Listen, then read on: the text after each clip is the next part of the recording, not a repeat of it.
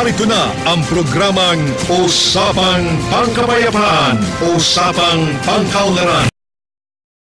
Sa ating lahat, ako po si Ginang Heidi Simanya ng Philippine Coconut Authority, agriculturist na naka-assign po dito sa probinsya po ng Batangas. At si Sir Rinco po ang ating municipal agriculturist ng bayan ng San Luis. Para po i-welcome tayo, ating po tinatawagan na ating pong kagagalang-galang na Mayor po ng San Luis, si Honorable Mayor Samuel Ocampo.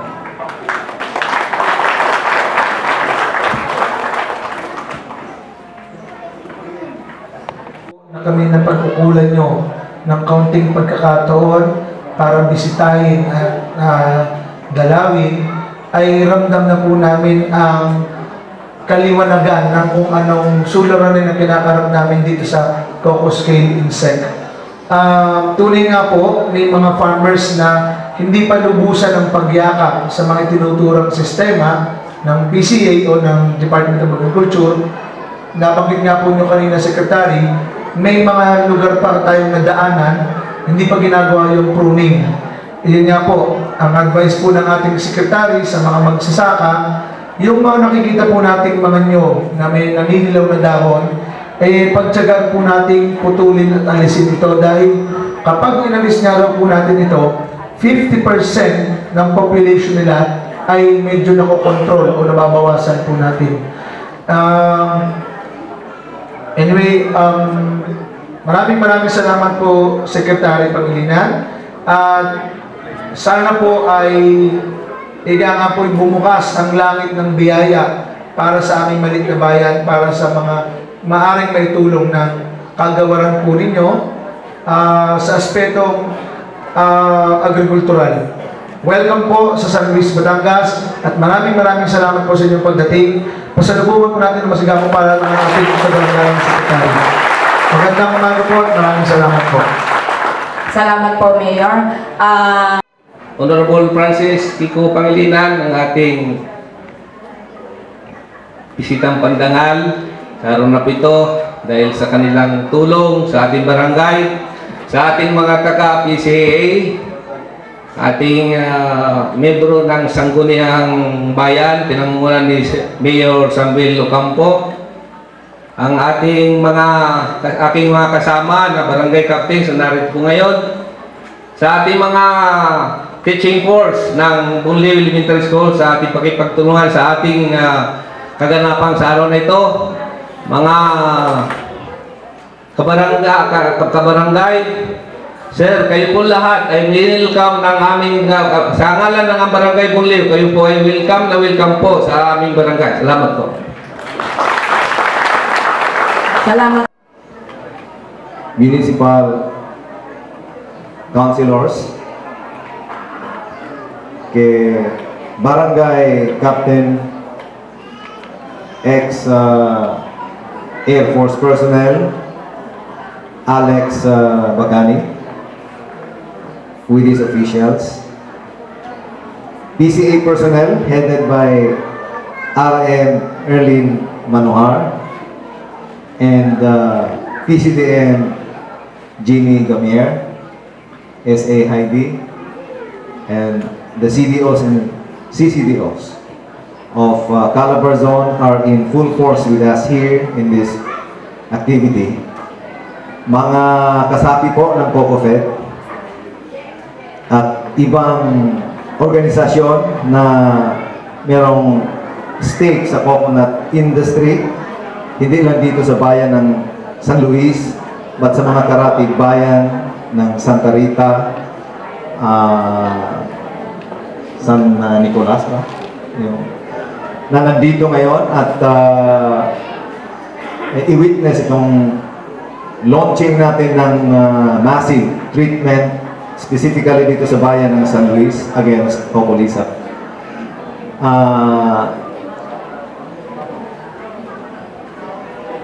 Nais pong iparating ng ating administrador ng Philippine Coconut Authority na si Administrator Romulo Arangcon na much to his desire to be with us today, meron din siyang prior commitment. Magkakaroon po siya ng meeting ngayon doon po sa Mindanao, doon sa chairperson ng Mindanao Development Authority na equally important sa araw na ito. We would just like to convey our commitment sa pangunguna po ng ating kalihim ng OPAPSAM na hindi po natin tatantanan ang pagsugpo ng pananalasa ng COCOLISAP dito sa Calabarzon at sa ibang probinsya ng Pilipinas.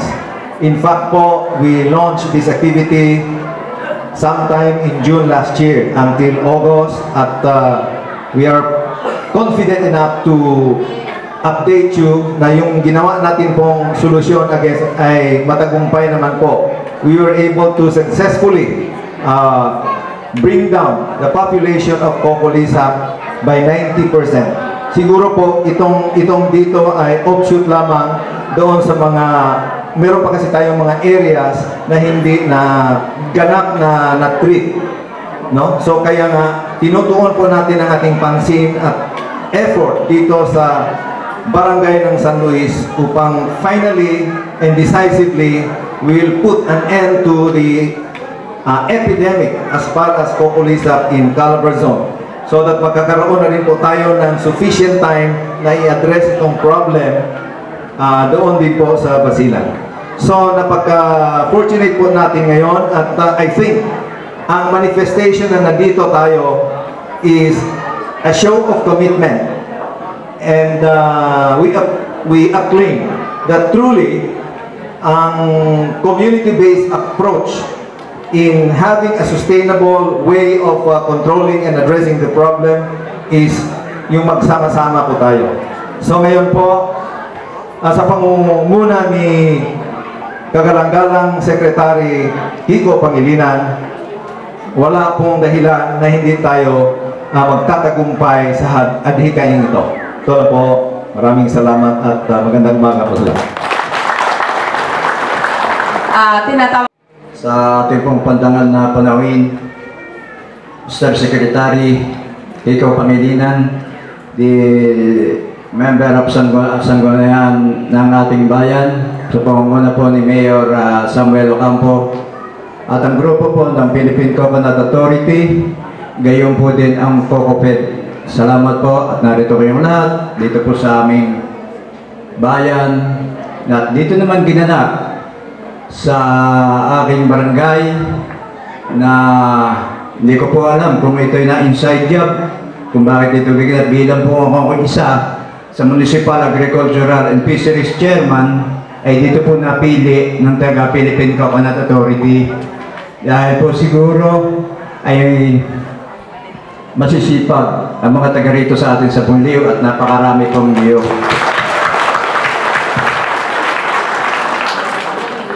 Secretary, nung pong panahon na kayo napili po na Cesar ng Food Security, kayo din po ang napili doon sa aming sa Philippine Coconut Authority. Sabi ko, ito na siguro ang magiging daan na mamamatay na ang COCOLISAP. Na ito po ang naging problema ng aming mga magsasaka sa niyog. Dati-dati po ang aming pong buying station dito sa San Luis ay 4. Ngayon po, Secretary, ay dadalwa na. Ang ibig po sabihin, bumababa ang production ng niyog dito sa amin sa bayan ng San Luis. Noong dumating na yung bagay na kukontrolin na ang COCOLISAP, hindi pa po ganap na lubos, napatigil na. Kaya nga po kanina may nagtanong bakit daw po itinigil, hindi pa po pala tapos. Ay sinagot po ng taga-PCA na mayroon pa pala mga problema na kinakaharap na tinutuligsa o yung may mga nag-o-oppose na gumamit ng insecticide. So, Secretary, sana po maging dire-diretso ang pagsugpo sa Kokolisap at malapit nyo na pong maubos, malapit nyo na pong matapos ang pagpatay sa kanila. Dahil kapag hindi po naubos yan, ay mamamatay din po ang industry ninyo dito sa aming bayan. Samahan na rin po natin ang livelihood para sa aking mga magsasaka dito sa aming bayan. Sana po, Secretary, sa pamamagitan nyo, ngayong araw nito, ngayong umagang ito, ay maging ganap at marinig. Kalihim ang agrikultura na kumukover doon sa apat na institusyon ng Department of Agriculture. Ang ating pong panahing pagtagal ay isang magsasaka. Mag-inyog, magkakape, organic partner, may alagang parawakan, konti lang. May alaga ting bacon, sir.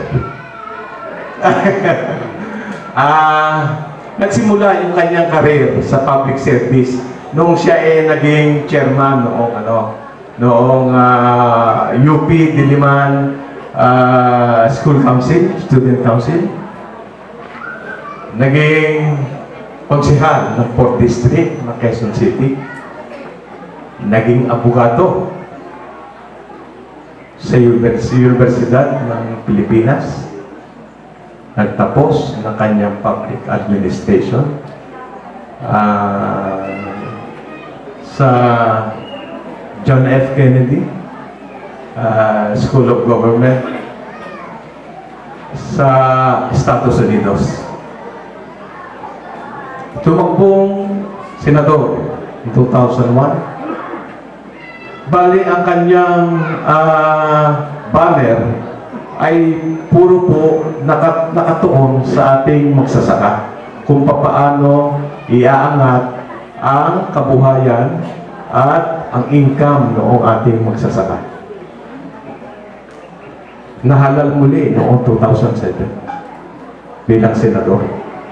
At hinawakan ang 2 committees sa Senado. Iyan po ang Agriculture and Food at saka yung Social Justice and Rural Development. 2. Matitinding po yun? Committee. Sa kanyang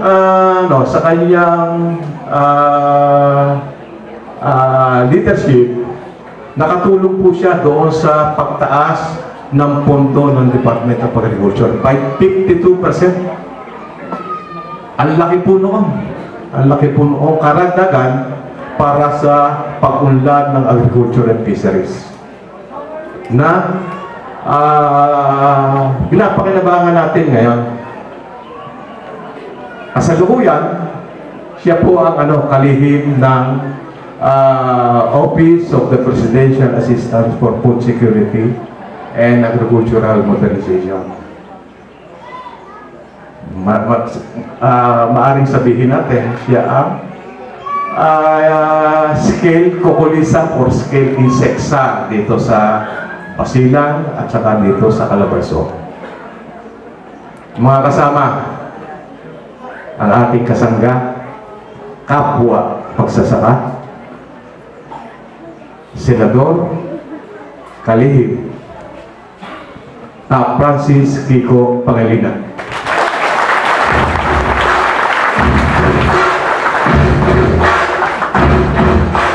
Maraming salamat ng PCA, salamat sa magandang introduction. Of course, sa ating mga punong bayan na narito ngayon, Mayor Sammy Ocampo. Mayor, salamat po. Nandito rin si Mayor Epifanio Sandoval ng San Nicolas. Salamat, Mayor, sa inyong pagdalo. Ang ating mga konsehal ng bayan ng San Luis. Ako po, nabanggit po ni Jimmy, dati rin mo akong konsehal. Mga 3 years ago, 20 years ago, nung unang eleksyon ng panahon po ni Cory. ako'y naging city councilor din, so kahit paano nakakaunawa ng mga usapin sa LGU. Ang ating PCA Regional Manager, Erlyn Manuha, Ma'am. Ang ating Kapitan, Alex Bacani, Kap. Nandito po si Efren Carba, ang ating National Task Force Head sa Cocolisa. Pero mukhang i-assign na ata ulit sa Zamboanga dahil marami pa tayong problema ron. Ang ating Executive Secretary ng Lebanese, Colonel Pablo Casalme. Iba pang nandito po sa ating presidential table. Ladies and gentlemen, magandang umaga po sa kanila lahat. Habang ako'y patungo po rito at nag-umpisa na po ang open forum, ang aking isa sa mga staff ay pinapadala sa akin yung ilang mga katanungan. Kaya iniisip ko na ho ang mga kasagutan dun sa ilang mga tanong. At ako po ay nagtungo rito dahil gaya nga po ng nabanggit kanina, patuloy po nating hinaharap itong usapin po ng Cocolisa dito po sa ating lalawigan, dito po sa ating rehiyon. Alam niyo po, lalo na pagka tag-init, base sa mga binunggit ng ating mga expert, ay bumabalik itong Cocolisa na ito. Pagka mainit ang panahon, nag-iinit ang kanilang mga gawain at dumadami. Kaya mahalaga po na hindi po tayo napapag-iwanan ng mga kilos. Napakahalaga po narito ang ating mga mayor. Napansin ko ho, nung papasok po tayo rito, marami pa ho dun sa mga puno ng niyog natin, yung mga naninilaw ng mga dahon ay hindi pa ho napuprune. Nabanggit ho kanina na meron pong mga katanungan kung epektibo ho ba itong mga protocol po natin. Alam niyo ho, hindi ho siya magiging epektibo kung hindi tama ang protocol at na sinusunod. Bago ho natin na perpekto yung protocol, pinag-aralan po ng mga eksperto, kaya rin ho nagtagal. Dahil nung una ho, ako'y po'y nasa Lemery, hindi po ba? Nagre-reklamo yung ating mga magnunyog doon dahil sinabi nagkaroon daw ng injection pero wala naman daw, hindi daw epektibo. Tinanong ko sa kanila, bago ba ng injection nagkaroon ng pruning? Ay hindi ho, kasi injection lang daw, pwede na. Dito ho sila nagkukulang. Dahil pagka tinanggal po natin yung mga puno, yung mga dahon na naninilaw, kalahati po ng peste ay mababawasan na. Pagkalahati na lang po ang kinakailangan gamot, mas magiging epektibo yung gamot. Hindi po ba? Dahil kalahati na lang ang igagamot kaysa sa 100%. So, kaya magiging epektibo yung gamot dahil nabawasan na po ng kalahati yung dami ng peste. Matapos po nung paglagay ng injection at dumaan ng ilang panahon, magkakaroon po ng fertilization, magkakaroon po ng spraying kung kinakailangan pa bilang follow-through. Hindi po ba? So kung hindi ho natin susundin ng tama, hindi ho magiging epektibo ang ating pagtrato dito po sa Cocolisa. Ang magandang balita po, mula 58 hotspots, nung tayo po ay pumasok noong Hunyo, ay nabawasan na po ito sa 9 hotspots. Ibig sabihin, mahigit milyon sa mga puno ay nagamot na po natin. Hindi ho ito natuloy at nabulok. Nakikita po natin malaki ang impact dahil apektado po ang bunga ng ating mga puno ng niyog dahil po dito sa Cocolisa. Kaya komprehensibo po ang magiging approach ng PCA. Katuwang po natin ang mga local na pamalaan sa pag-treat. Yung treatment, dagdag po na intercropping at dagdag po na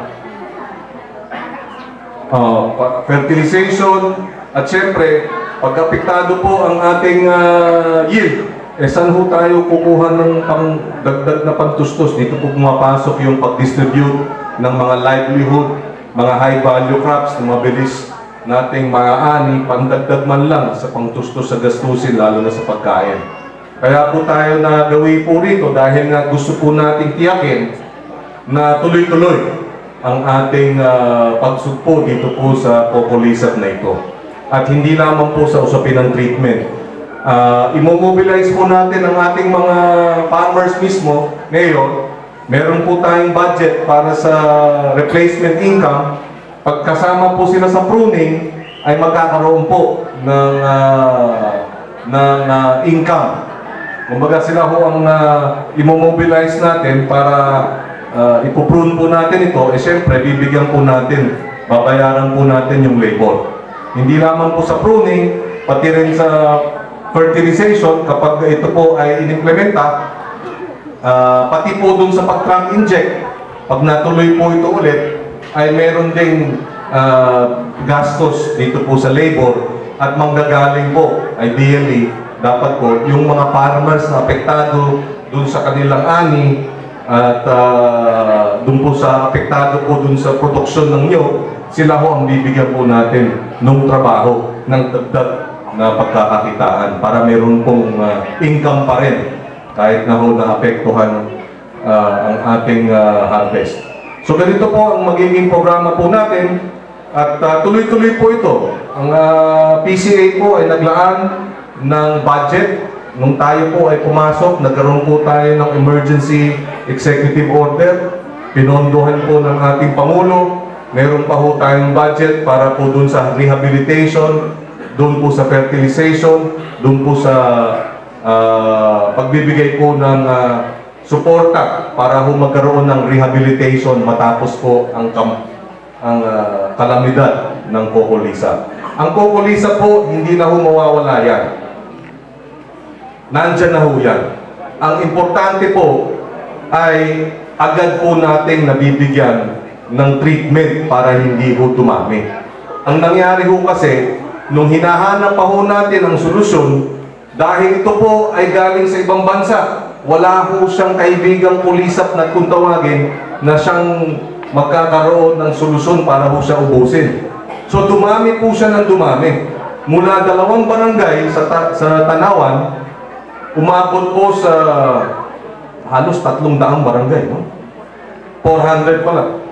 Almost 400 na barangay sa loob po ng 4 na taon. Subalit, nung nakaraang 9 na buwan, nakita po natin ang resulta ng ating mga protocol. Bumagsak na po siya. Pero kinakailangan po yung tinatawag na tamang integrated pest management.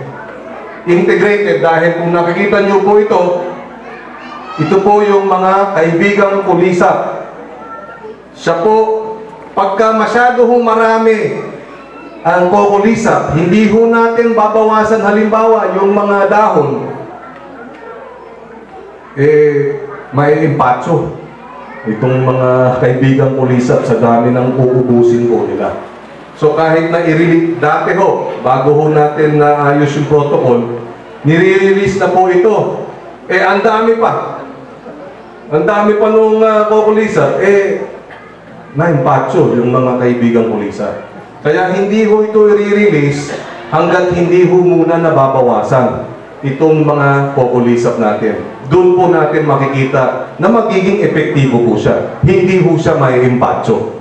Dahil pag ngayon po natin ilabas yan, sayang ang ating pagkilos dahil sa dami pa ng mga COCOLISAP. Hindi po ba? Pero ultimately, base ulit sa mga nabanggit ng eksperto, ito ang pinaka-natural na paraan, no, na para talagang masugpo. Pag nababa na po natin yung infestation, hindi na ho outbreak, bumaba na po, matapos po ang pruning, matapos po ang trunk injection, tsaka po papasok itong ating mga kaibigang pulisap para magkaroon po ng kompletong management itong peste ito. So, makakaasa po kayo. Kanina po, tinanong ata yung tungkol sa PhilHealth. Ang sinabi ko po kay Mayor, alamin natin yung mga matnunyog na kinakailangan o naghahanap ng enrollment sa PhilHealth kasi universal na. Papadala po siya ng liham po sa atin at i-refer po natin ito mismo sa PhilHealth tapos makikipag-coordinate po tayo sa ating Mayor kung anong pwedeng hakbang, no, na may sagawa. Tinatanong kung ano pa ba yung ibang tanong? COCOLEVY, sir. Yung sa senior citizen at yung COCO levy. Well, yung sa COCO levy, base sa ilang mga dialogue na isinagawa po ng ating tanggapan, kasama po ang OP, hanggang nauwi po dun sa pagharap ng ating presidente sa ilang mga kinatawan ng mga magsasaka, nagkaroon na po ng Supreme Court ruling. Nung partial entry of judgment, lumabas itong nakaraang December. Ibig sabihin po ng partial entry of judgment, ibig sabihin nun ay wala nang issue, hindi na kine-question ang legalidad ng COCO levy fund. At ang sabi po ng Supreme Court, itong COCO levy ay pondo ng gobyerno na dapat gamitin para sa mga magnunyog at para sa coconut industry. So, ibig sabihin po niyan, kasi meron po mga nagsasabi na pondo yan ng mga magsasaka na dapat isauli sa magsasaka. Tayo po bilang gobyerno at bilang mamamayan ng ating republika, kung ano ang sinabi ng Korte Suprema, kasama po yan sa ating mga batas. So tayo po ay dapat sumunod sa batas. Ang Supreme Court ruling forms part of the law of the land, ika nga. At ang sinabi po ng Korte Suprema, yan po ay pondo ng gobyerno. The COCO levy was a tax. Ibig sabihin, buwis. Eh di ba ang buwis, ang kumukolekta ng buwis ay ang gobyerno. Hindi po ba? Ang BIR. So hindi ho pwede yung BIR na kinolekta yung buwis, eh ang gagawin, pag humingi si Juan de la Cruz ng pondo mula sa BIR, ibibigay ng BIR dun sa mamamayan. Hindi pa pwede ho yun. Ibibigay po ng BIR sa National Treasury at ito po ay magiging kabahagi ng pondo ng gobyerno na ibabudget sa iba't ibang mga programa. Hindi po ba ganun ang sistema po natin? So, hindi po pwede natin sabihin na dahil yan po ay galing sa magnunyog, pondo yan ng mga magnunyog na dapat isoli sa magnunyog. Kung yun ho ang naging desisyon ng Korte Suprema, yun ho ang susundin natin. Ngunit hindi ho yun ang naging desisyon ng Korte Suprema. Ang sabi po ng Korte Suprema, yan ay buwis na dapat government fund yan, ngunit gagamitin lamang para sa mga coconut farmers, for the benefit of the coconut farmers and the coconut industry. Yun po. So susundin po natin yun.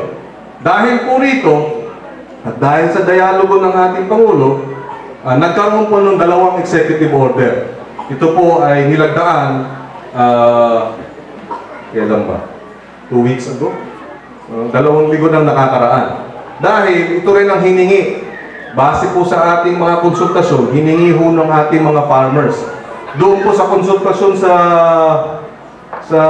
Malacanang, naroon ho ang ilang mga kinatawan at kaalyado ng mga magsasaka, magnunyog. Nandun ho si K.O.K. Santos. Palagay ko, kilala po ng mga taga-Quezon si K.O.K. Santos. Panahon pa daw ni Marcos, ako po wala pa hong salawal.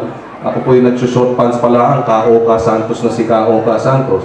Siya po ay nanawagan na dapat magamit na itong COCO levy fund para sa ating mga magnunyog. Nandun din ho sa pagpupulong si Kababi Tanyaga, isa rin pong dating senador na panahon pa ho, nung ako'y hindi pa ho nagsasalawal, talagang ipinaglalaban na rin po ang COCO levy. At siya rin po ay sang-ayon na dapat magkaroon ng executive order at magamit yung pondo para sa ating magnunyog. So ang status po ngayon yan, at hiniling po ng ating mga magnunyog at kanilang mga kinatawan, may agam-agam na baka maubos yung pondo. Kaya ang commitment po ng ating Pangulo, kung ito man ay gagamitin, ay yung tinatawag na interest lamang. Hindi ho gagalawin yung malaking pondo na halos 80 billion, 73 billion. Ang interest lang nun ang gagamitin para po sa mga programa para sa ating magnunyog. At ano ang mga programang ito? Ito po ang sitwasyon ng ating magnunyog at ang industriya. Dapat ho, kung ano yung problema, dito gagamitin yung pondo para masolusyonan ng problema. Hindi po ba? So ano ba ang sitwasyon? Sa ating 330 milyong mga puno we have 330 million coconut trees sa buong Pilipinas. Mas marami pa hong nyug, puno ng nyug, kaysa sa tao. Hindi po ba? 80% po ng mga coconut farms, monocrop. Ang ibig sabihin po ng monocrop, nyug lang o copra lang ang nakatanim.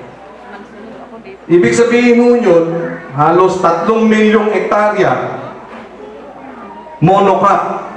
3 milyong hektarya na dapat sana nagagamit yung sa baba. Tulad po nung nakita ko dito papasok, merong papaya. Hindi po ba? Eh kung 80% ng mga nyugan ay monocrop, anong kinikita ng ating magnonyug? Kulang. 50 pesos a day kung copra lang ang pinag-uusapan.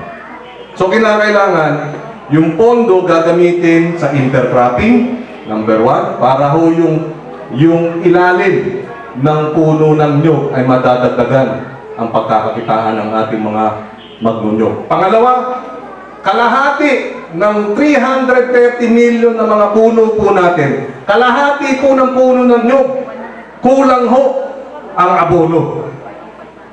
Alam niyo ho ba, palagi ko alam ng ating magnonyug, pero base ho sa datos, pagkatapos ng pangalawang taon ng fertilization, dodoble na ho ang ani ng bawat puno. Ibig sabihin ho, dodoble ang pwedeng pagkakitaan ng ating mga magnonyug. Pero kung ang sitwasyon ay kalahati ng 300 milyon ay kulang po sa abono, eh di ba dapat abonohan? Lalagyan ng abono. So kasama po ang fertilization. Dahil ang punot dulo niyan, pagkatapos ng pangalawang taon, dadagdagan ang ani ng doble. Mag-100% increase. O idagdag po nakita. Hindi naman po kasama yung intercropping na kung saan may dagdag nakikitain ng ating mga magnonyug, kasama pa po ang fertilization na dadagdag na naman ang kita ng ating mga magnonyug. At ang pangatlong strategiya para gamitin po yung interest ng Coco Levy ay sa usupin naman po ng value adding na mga produkto ng nyug. Hindi lamang po yung copra. Dahil pag copra po ang ating inasahan, eh napakaliit. Nandyan po ang virgin coconut oil. Nandyan po ang virgin coco sugar. Ang coco sugar po napakamahal. Magkano ba per kilo? 250 a kilo. Eh ang kilo ng copra 20 pesos. Di ba? 20, 25 pesos. Eh, biro mo 25 pesos kilo ng copra. Pero ang kilo ng coco sugar, 200 plus pesos. So, edi times 10. So, hahanapan din natin ng mga programa, napakahalaga po ng local government, makikipagsuportahan mo tayo para madagdagan po ang mga value adding ng ating mga magnonyug. Mahalaga po ang intercropping dahil nga dagdag na kita. Mahalaga po ang fertilization, dagdag na kita. Mahalaga din po ang tinatawag na value adding tulad ng coco coir. Isa pa ho yung coco coir. Pati ho yung coco water. Ang coco water ho, alam niyo ho ilang bilyong nyug at buko ang ating napoproduce sa isang taon. Ang biro ko nga, ang tawag po dyan sa English ay nuts. Di ba? Halos 15 billion nuts sa isang taon ang ating inilalaan sa mga puno ng nyug. 3 billion pesos ang binili ho ng Public Works last year na coconut.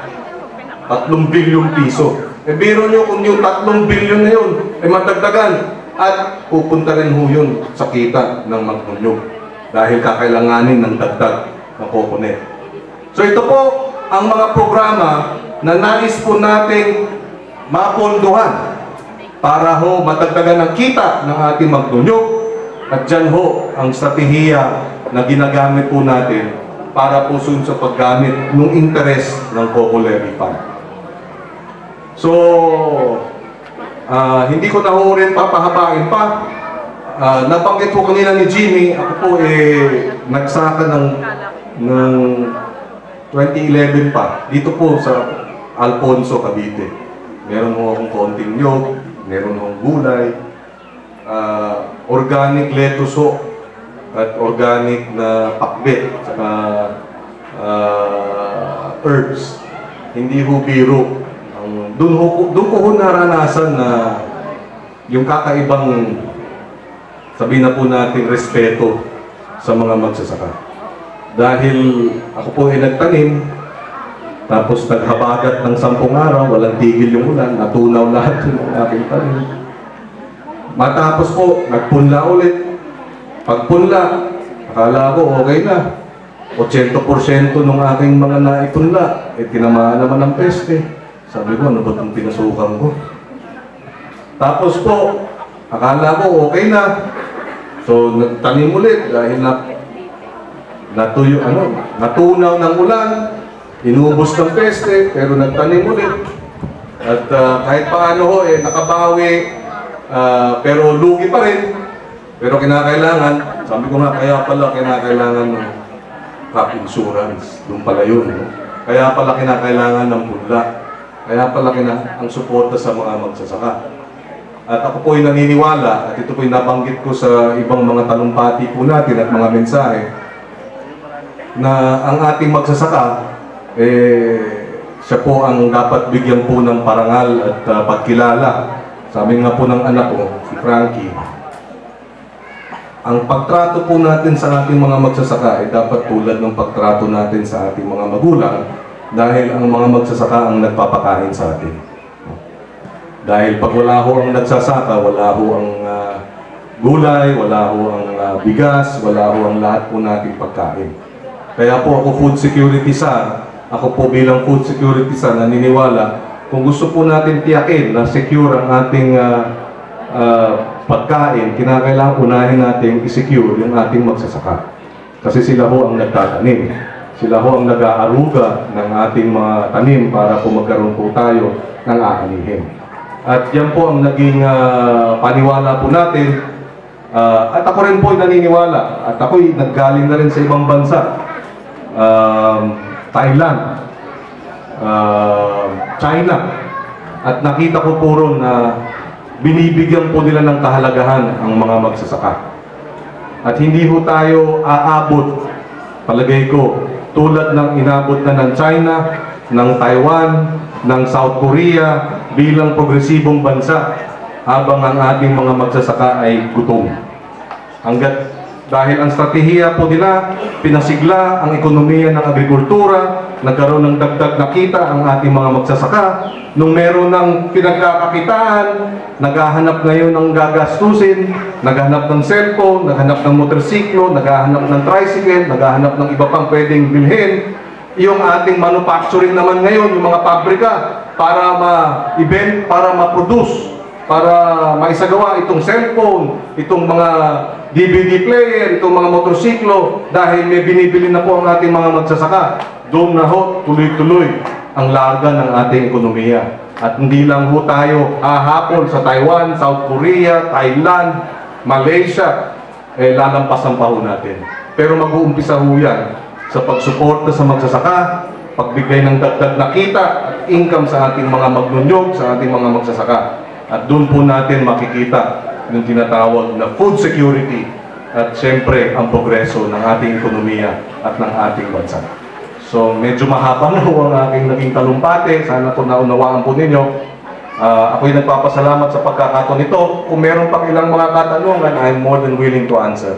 So muli, magandang umaga po sa kanilang lahat. Maraming salamat. Mula po noong 2014 hanggang ngayon, yung ating mga agriculturist, walang Sabado, walang Linggo. Nung sinabi po ni Secretary Pangilinan, we will have an operation for 60 days we did it, and we did it with flying colors. Yan po ang ipaparating ko sa inyo, Secretary, at yan po ay sa dahilan na narito po ang aking mga agriculturists, yan pong mga nakagreen.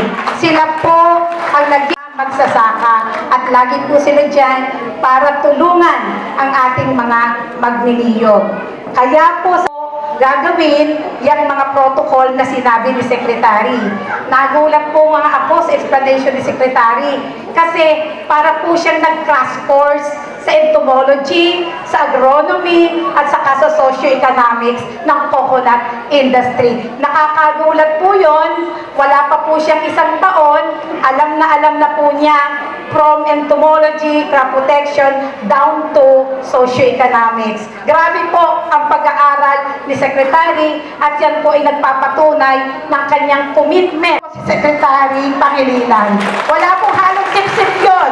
Sa totoo, nagulat po ako na parang sabi ko, Sek, para ka nag-crash course. Kasi mahirap po ang pest management, pag-aralan, specialization po yun. Pero sa dami po ng kami meeting namin, naintindihan niya po lahat ang konsepto. At yan po ang gusto naming iparating sa inyo. Napansin niya na may mga iba pang farmer na hindi nag-a-adapt ng teknolohiya. Kung hindi po natin i-a-adapt, hindi po magiging matagumpay. Kaya po yung caravan, magpapakitang gawa tayo at ipararating po sa inyo ang kahalagahan. Kaya po magkakaroon tayo ng actual demo at hindi lang po yung pest management. Kasama po dyan yung rehabilitation. Kaya po may distribution ng planting material. Yung pumyog na yan, galing po pa yan sa Mindanao. At yan po ay high yielding at saka po siya ay madaling mamunga. Pag yan po ay namamunga, na inalagaan nyo at hindi nyo pinakain sa baka, sa kambing, ang bunga po niyan ay lapat sa lupa. Sabi nga ni na Mayor, dapat isagawa natin ang mga programa. Hindi lang po for the purpose na magsama-sama tayo dito. After po nito, tuloy-tuloy ang gagawin natin. At gusto namin makita sa San Luis, sa Santa Teresita, sa San Nicolas, na ito ay isasagawa, kaagapay ang local government at higit sa lahat ang magsasaka. Tama po si Secretary, magbibigay-pugay kami sa mga magsasaka sa Magdilio. Sabi ko sa mga lecture ko, pagka po kayo anak ng magsasaka, huwag kayong tutungo na, kanino ka bang anak? Kay Ka Pedro, isa pong magsasaka. Ngayon, hindi po. Dapat, pag tinanong kayo, ang tatay ko magsasaka, nagpapakain sa bayan. Yun po. Palakpakan po natin ang mga magsasaka. Bakit po narito? Ikalawa, ang teknolohiya po dapat nakakarating sa inyo. Ang teknolohiya po hindi pag-aari lamang ng mga mananaliksik, ng akademya. Ito po ay dapat makarating sa inyo. Kaya po ang PCA magkakaroon ng tinatawag na Farmers Field School. Magkakaroon tayo ng pag-aaral tungkol sa mga dapat isagawa sa ating mga sakahan. Yun po ay ang patamang pangangalaga.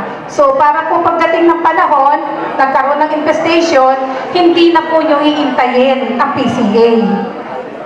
At kayo na po ang magsasagawa.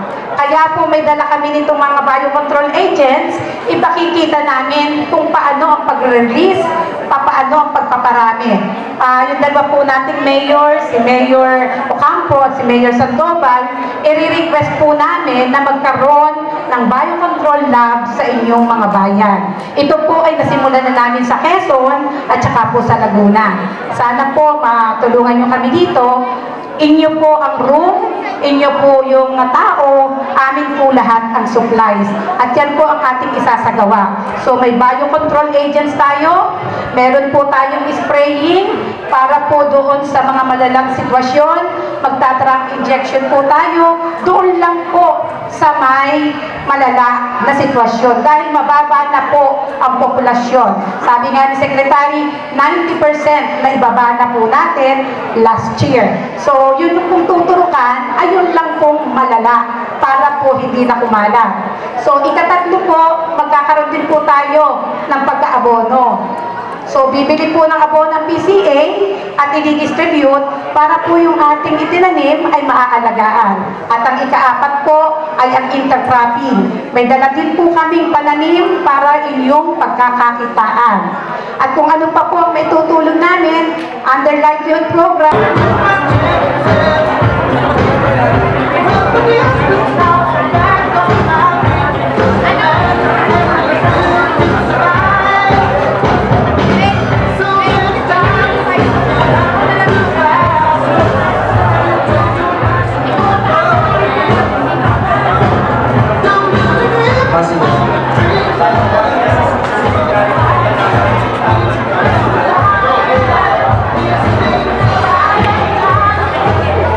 Pananim, mga corn seeds.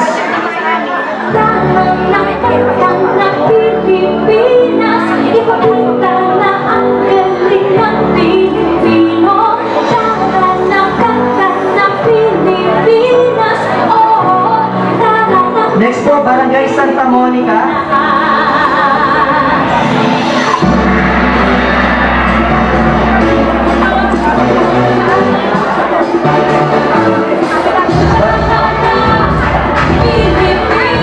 Barangay San Martin.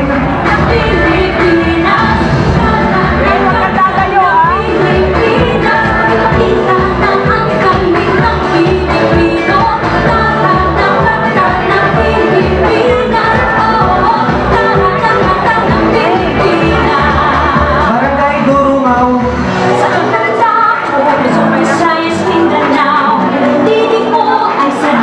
At Barangay Apiao.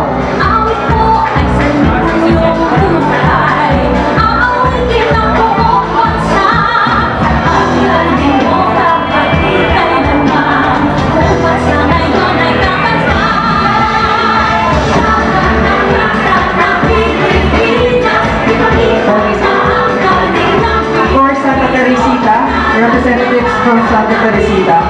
Ang ating map, si Chairman ng Santa Teresita.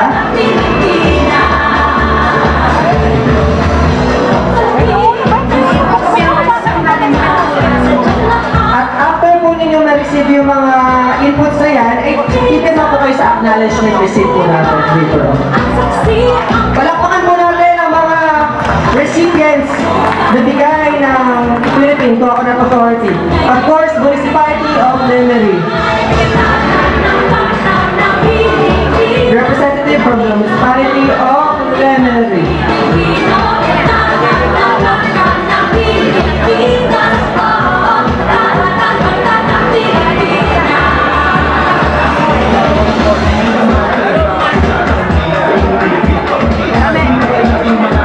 Be reminded na after po ng ating distribution ay dadako po tayo sa ating Budol Fight. And after Budol Fight, there's po tayo sa field demo.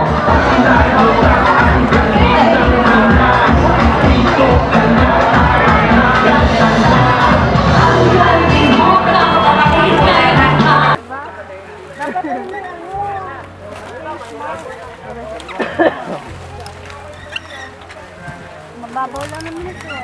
Okay. Sa spraying po ay orange ang pintura at sa trunk injection doon po sa pagtuturok ay kulay puti. Puti sa pagtuturok. Audio Jungle.